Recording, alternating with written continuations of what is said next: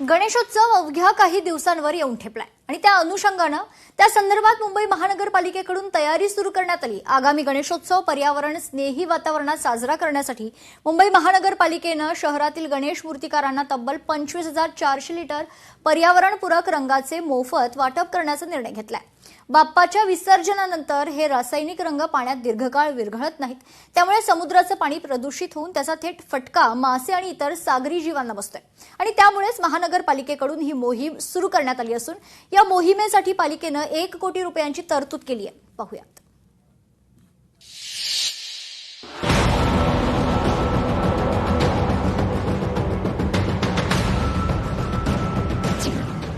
पर्यावरणपूरक गणेशोत्सवासाठी माती आणि रंग देण्याची पालिकेची घोषणा। मूर्तिकारांना माती दिली पण रंगाचे वाटप पुढील महिन्यात करणार। मुंबई पालिकेच्या अजब निर्णयाने मूर्तिकार संभ्रमात। गणेशोत्सव अवघ्या काही दिवसांवर येऊन ठेपलाय, त्या अनुषंगाने मुंबई महापालिकेकडून पर्यावरणपूरक गणेशोत्सवाची तयारी सुरू करण्यात आली। आगामी गणेशोत्सवासाठी मुंबई महापालिकेने शहरातील गणेश मूर्तिकारांना तब्बल 25,400 लिटर पर्यावरणपूरक रंगाचे मोफत वाटप करण्याचा निर्णय घेतलाय। बाप्पाच्या विसर्जनानंतर रासायनिक रंग पाण्यात दीर्घकाळ विरघळत नाहीये, यामुळे समुद्राचे पाणी प्रदूषित होऊन त्याचा थेट फटका मासे आणि इतर सागरी जीवांना बसतो। त्यामुळेच महापालिकेकडून ही मोहीम सुरू करण्यात आली आहे। या मोहिमेसाठी पालिकेने 1 कोटी रुपयांची तरतूद केली आहे। पर्यावरणपूरक रंगाचा पुरवठा करण्यासाठी मुंबई महापालिकेने निविदा प्रक्रियेद्वारे एकता एंटरप्राइजेस या संस्थेची निवड केली आहे। गणेश मूर्ती कारखान्यात मूर्ती करण्याचं काम जोरात सुरू असताना रंगांची खरेदी प्रक्रिया अद्याप पूर्ण झालेली नाही। वरिष्ठ अधिकाऱ्यांकडून मंजुरी मिळताच पुढील महिन्यांपासून मुंबईतील विविध मूर्तिकार कार्यशाळात रंगाचे मोफत वाटप सुरू करणार असे पालिकेकडून सांगण्यात आलंय। थोडक्यात मुंबई महापालिका वराती मागून घोडे नाचवण्याचा हा प्रकार समोर आलाय। महापालिकेकडून मूर्तीसाठी मोफत रंग वाटप करण्यात येणार असल्याची कल्पना मूर्तिकारांना दिलेली नाही। मुंबईतील गणेश मूर्तिकारांकडून मूर्ती बनवून त्या रंगकाम करून तयार करण्यात आल्या। गणेशोत्सव हा सण अवघ्या काही दिवसांवरती येऊन ठेपला आहे।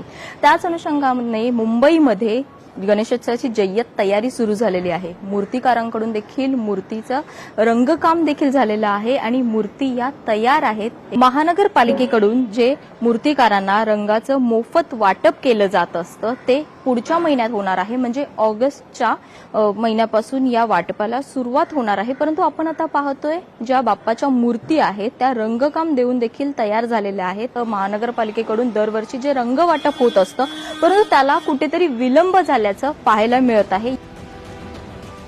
मूर्तिकारांच्या म्हणण्यानुसार महानगरपालिकेकडून लवकर रंग वाटप करण्यात यायला हवे होते। मूर्तीसाठी ग्राहकांकडून ऑर्डर लवकर देण्यात येतात, त्यामुळे मूर्ती बनवून लवकर तयार ठेवाव्या लागतात। तसेच पेणमध्ये पूर आल्याने मूर्तीचं नुकसान मोठ्या प्रमाणावर झाले होते। जर महापालिकेकडून रंगाचे वाटप लवकर करण्यात आले असते तर मूर्तीची किंमत वाढल्या नसत्या, अशी प्रतिक्रिया मूर्तिकारांनी दिली।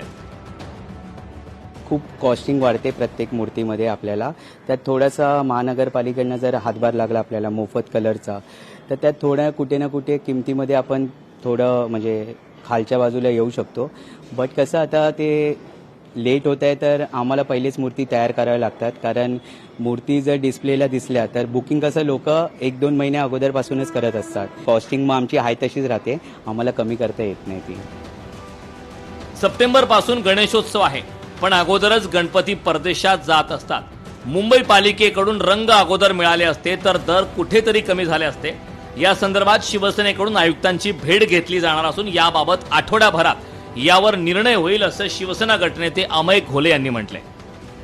मुंबई महानगरपालिकेकडून मूर्तिकारांना रंग तसेच माती जी आहे ती दिली जाणार असं सांगण्यात येत होतं, परंतु हे सर्व पुढच्या महिन्यात दिलं जाणार आहे। मूर्तिकारांचं हेच म्हणणं आहे, जर महानगरपालिकेकडून अगोदर जर माती आणि रंग दिले असते तर कुठे ज्या किमती वाढलेल्या आहेत त्या काहीशा कमी झाल्या असत्या। जे मूर्तिकार आहेत आपले की त्यांना त्याचा फायदा झाला पाहिजे आणि जे काही माती आणि रंग आहे ते त्यांना टाइमात पुरवले गेले पाहिजेत, कारण पुढच्या महिन्यात सगळ्यांची बुकिंग ऑलरेडी सुरू झाली आहे आणि सप्टेंबर पासून इतर ठिकाणी परदेशात जातात गणपती, इतर देशाच्या कानाकोपऱ्यात गणपती गणपती जातात आणि त्याची एक आवाजावी ही सुरू होईल. त्याच्या आधी मूर्तिकारांचं बरोबर आहे की जर मिळालं तर त्यांना तितकाच फायदा होईल आणि याच्यासाठी शिवसेना आयुक्तांशी भेटून या गोष्टी स्ट्रीमलाईन करून घेतील, जेणेकरून या आठवड्याभरात मूर्तिकारांना त्यांचं जे काही मूल्य आहे मातीच्या स्वरूपात किंवा रंगकार ते मिळालं पाहिजे. काँग्रेसने थेट महानगरपालिकेच्या कामकाजावर प्रश्न उपस्थित केलेत. तसेच टेंडर काढण्यात येतात परंतु वेळेत काम होत नसल्याचा आरोप काँग्रेसचे गटनेते अशरफ आझमी यांनी केलाय. हा मुद्दा स्थायी समितीमध्ये मांडणार असल्याचं देखील त्यांच्याकडून स्पष्ट करण्यात आलंय. महानगरपालिकाचं कामकाज असंच चालत आहे. जे टेंडर केव्हा काढतात, ते टेंडर एक्सपायर जातात त्याच्यानंतर काढतात आणि स्टँडिंग स्थायी समितीमध्ये येऊन सांगतात की लवकर करा कारण ते वेळ संपलेली आहे. महानगरपालिका शेवटी त्यांची जबाबदारी आहे आणि ह्याच्यापेक्षाही जास्त जबाबदारी आता सत्ता पक्षाची आहे. आम्ही विरोधी पक्ष आहे. आम्ही हे मुद्दे जे झालेले आहे हे मांडणार आता स्टँडिंग कमिटीमध्ये, स्थायी समितीमध्ये की असं कसं झाला, कोण दोषी आहे, त्यावर का कारवाई होणार.